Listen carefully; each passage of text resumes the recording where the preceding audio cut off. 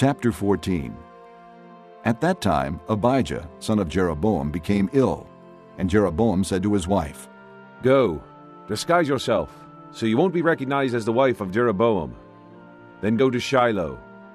Ahijah the prophet is there, the one who told me I would be king over this people. Take 10 loaves of bread with you, some cakes and a jar of honey, and go to him. He will tell you what will happen to the boy." So Jeroboam's wife did what he said, and went to Ahijah's house in Shiloh.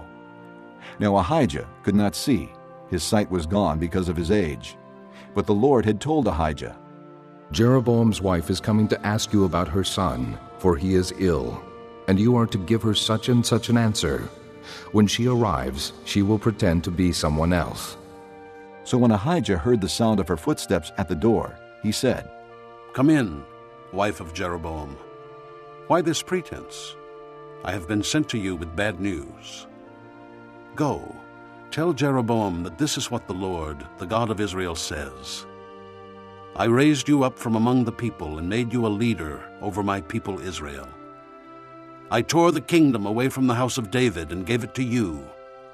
But you have not been like my servant David, who kept my commands and followed me with all his heart, doing only what was right in my eyes. You have done more evil than all who lived before you. You have made for yourself other gods, idols made of metal. You have provoked me to anger and thrust me behind your back. Because of this, I am going to bring disaster on the house of Jeroboam.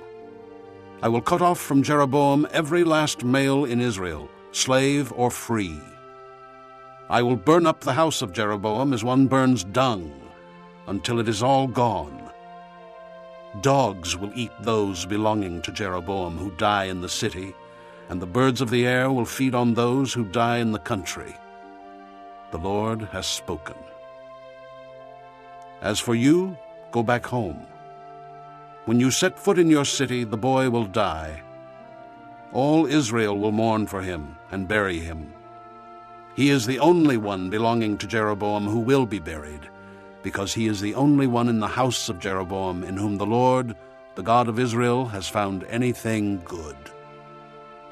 The Lord will raise up for himself a king over Israel who will cut off the family of Jeroboam. This is the day." What? Yes, even now.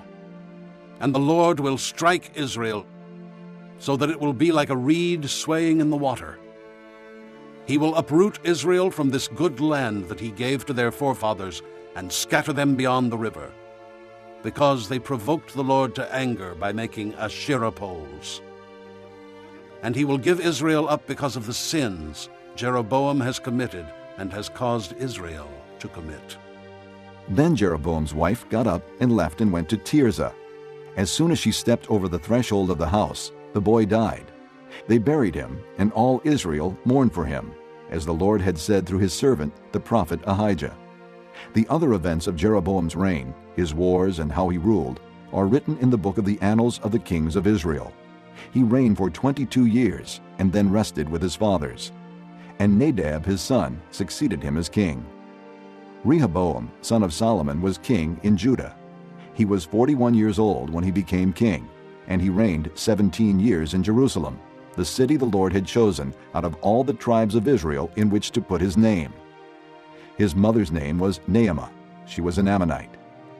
Judah did evil in the eyes of the Lord. By the sins they committed, they stirred up his jealous anger more than their fathers had done. They also set up for themselves high places, sacred stones, and Asherah poles on every high hill and under every spreading tree. There were even male shrine prostitutes in the land. The people engaged in all the detestable practices of the nations the Lord had driven out before the Israelites. In the 5th year of King Rehoboam, Shishak, king of Egypt, attacked Jerusalem. He carried off the treasures of the temple of the Lord and the treasures of the royal palace.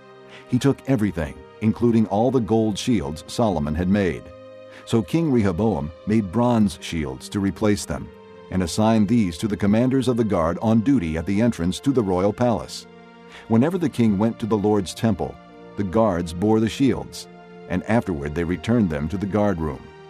As for the other events of Rehoboam's reign and all he did, are they not written in the book of the annals of the kings of Judah? There was continual warfare between Rehoboam and Jeroboam. And Rehoboam rested with his fathers and was buried with them in the city of David. His mother's name was Naamah. She was an Ammonite. And Abijah, his son, succeeded him as king.